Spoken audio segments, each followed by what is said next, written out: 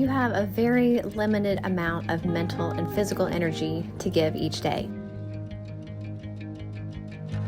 How you choose to spend it dictates how productive you are, your overall feeling of overwhelm or calm. In today's video, I'm sharing 6 realistic and attainable ways to live intentionally, live slowly, reduce unnecessary busyness, and calm some of the chaos in your life.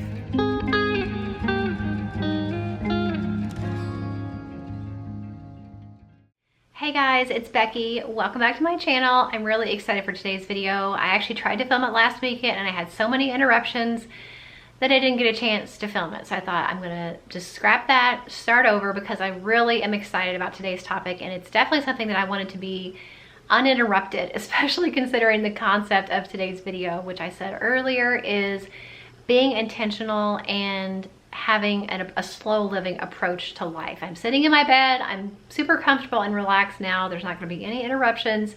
So I hope you guys will relax a little bit with me as we talk about 6 realistic ways that you can live intentionally and slow down your life. And this is something that, especially over the last few years, I have really been more aware of and have really put a higher priority in my life, is to live intentionally and live more slowly, because life is like 9 million miles a minute and my kids are growing so fast. My oldest is already 18 and now graduated from our homeschool high school, and I just feel like it's going too fast. And if I don't do some things that are proactive to help slow it down and be more focused and more priority driven, then everything is just going to pass me by. So I really hope this video will encourage you and help you to value the concept of slower living and intentionality and being productive. So my first step in choosing how I spend my energy, like I said, that's how I like to think about it, is how do I choose to spend my energy during the day?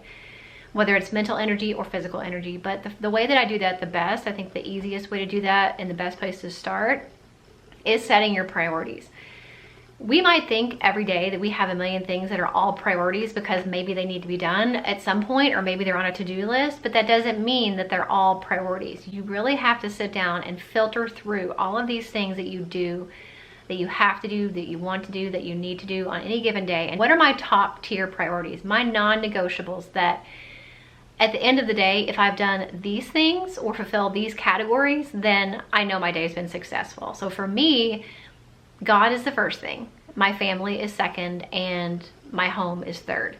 So when I'm doing my to-do list and when I'm setting goals and when I'm making priorities, I try to filter all of my decisions on those things first.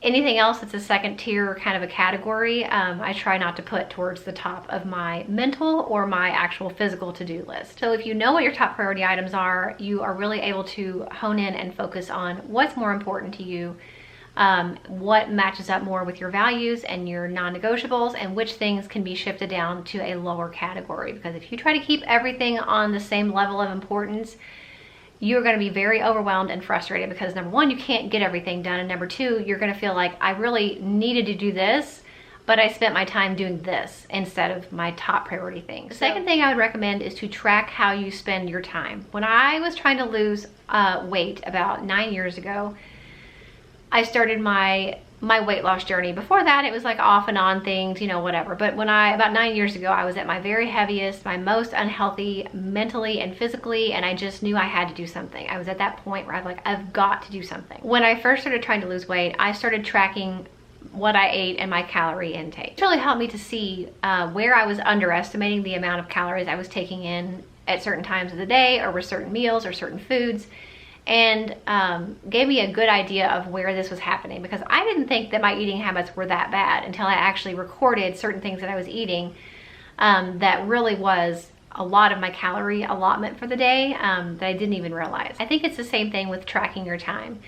I think if you track it for maybe a few days, a week, maybe a couple weeks at the most, I think you will probably see patterns in maybe how you're spending some of your time that are unnecessary, scrolling on your phone, binge watching television, you know, but you're gonna get an overall look of the time in your day, and we all get the same amount of time, but you're gonna get an overall look for you in your life, how much time you're spending doing each thing. And I think, like me with the calories, I think you might be surprised at how much time you really do have in the day that you could be doing something that's more productive or more in line with your priorities, that you're choosing to mindlessly spend doing something else. And that's not to say you have to be a time miser and be productive every second of the day, because I am all for vegging out in front of the TV sometimes and watching a show or a couple shows, or getting on Instagram for a little bit and looking at stuff. But you can also spend way more time doing those things than you intended to, or maybe you should, or maybe that you even want to. And so if you're tracking your time, you're seeing where you're finding like patterns and how you're wasting some of your time, where you could fill in those areas with your top priority items. My third tip for living more slowly and intentionally is to find more peace of mind online. In this digital age, I worry about our online privacy. I worry about my kids' online privacy. And you guys know that I am very strict with phones. If you've watched any of my videos about like parenting, I have talked a lot about how we are very strict with phones and how they're able to use them and what they're able to use on their phones. But I know that if somebody wanted my kids' information, it would be very easy for them to get it. I don't want to make it any easier for people than I have to. There is a new identity theft crime every 14 seconds. And a lot of those identity theft crimes are children. And sometimes you don't realize it until your child is maybe older and goes to get a credit card or a loan, and then you realize their identity has been stolen and they have completely ruined their credit without them even knowing it, without you even knowing it. Last year alone, 1.25 million children had their identity stolen, and I don't want my kid to be in that statistic. And that is where Aura comes in, and I'm really excited to be partnering with them on today's video. Aura is an easy to use app that includes everything families need to protect their identities, their money, their passwords, their devices, and more. Basically, Aura is constantly online looking out for you and your kids' best interest. They are looking for leaks in social security numbers, passwords, different threats to your bank account or your credit card information, and then they will alert you if they find anything on the internet that is using your information without your knowledge. It also blocks ads and malicious websites and tracking information that is looking to find out about where you and your kids are online, and any information that you give in different online sessions. It is there to help block those different things from getting to you and your kids when you're online. The family plan also allows content filtering to customize what your kids can view online. You can easily select apps, games, and websites to limit or restrict them altogether. Aura is offering my viewers a 14-day free trial. You can sign up and you can see if your family's information has been compromised in any way. I think it's definitely worth it, especially for your kids, because like I said, you would probably know really soon if your credit card gets stolen or somebody uses your debit card or something like that. But with your kids, probably not going to know until it's too late. So make sure you go to aura.com/aplacetonest if you want to sign up for your 14-day free trial. I think it really helps to free up your mental space when you have as few of things to worry about as possible. So your online privacy and your kids' online privacy and safety is super important, and it's a constant source of worry.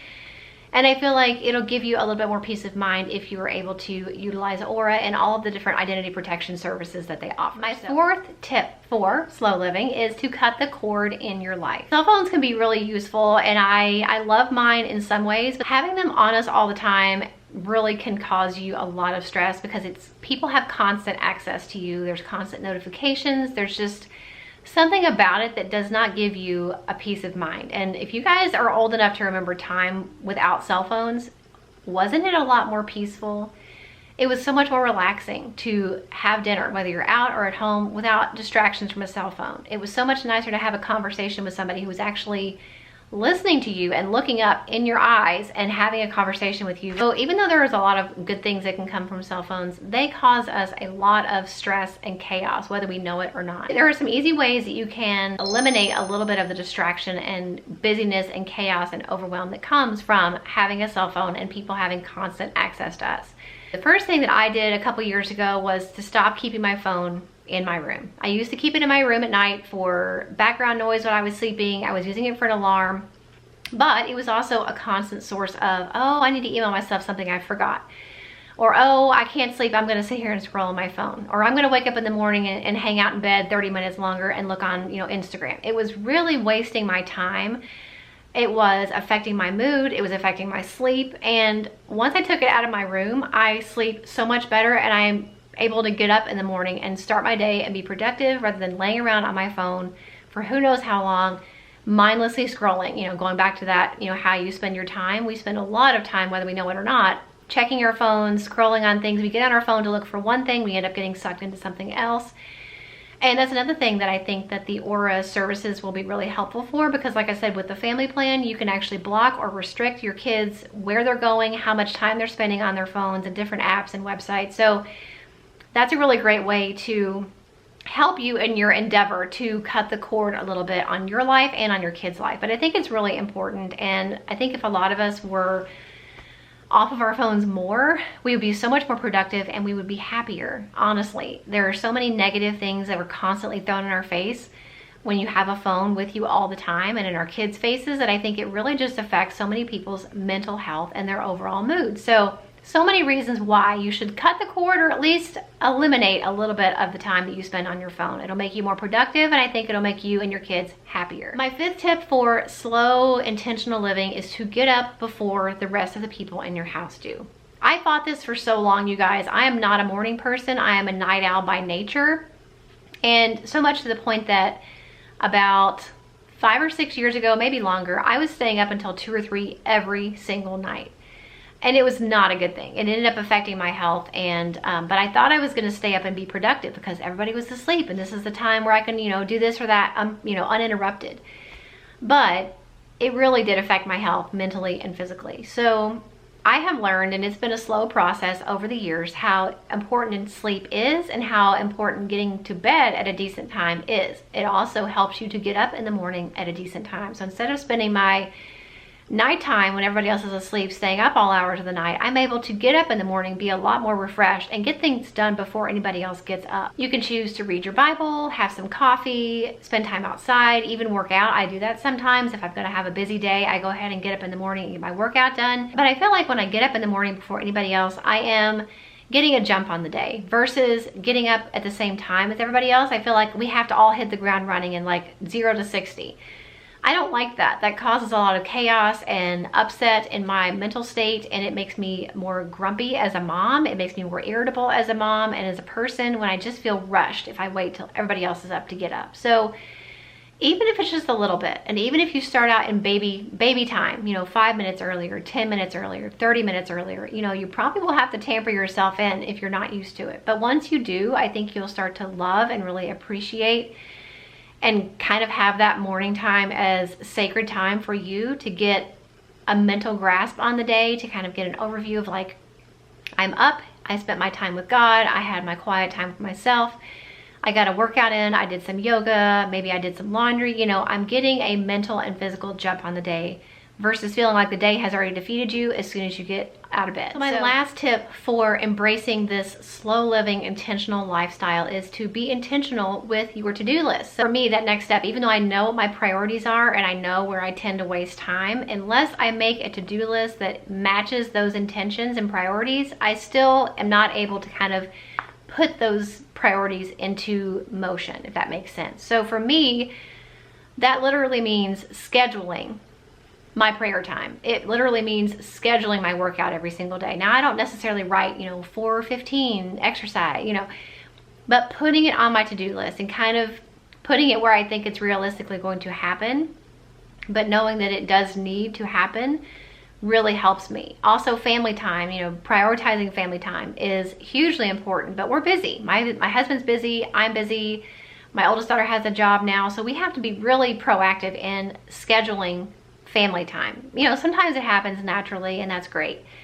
But as far as like doing specific things with specific children or going to specific events or doing specific things, I have to literally schedule those things in.